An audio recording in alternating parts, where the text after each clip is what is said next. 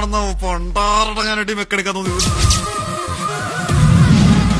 ഏതാ ഡിപ്പാർട്ട്മെന്റ്? ഞാൻ മെക്ക്.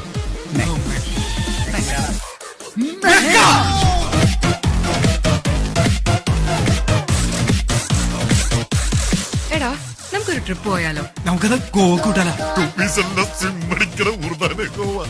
ഞാനും പ്രിയൻ കൂടി ഗോവയ്ക്ക് പോവാ. ഗോവക്ക് അവനെ കൂടെ പിന്നെ കോഴിക്കോട് പോയതായിരിക്കുള്ളൂ. പിന്നല്ലാണ്ട്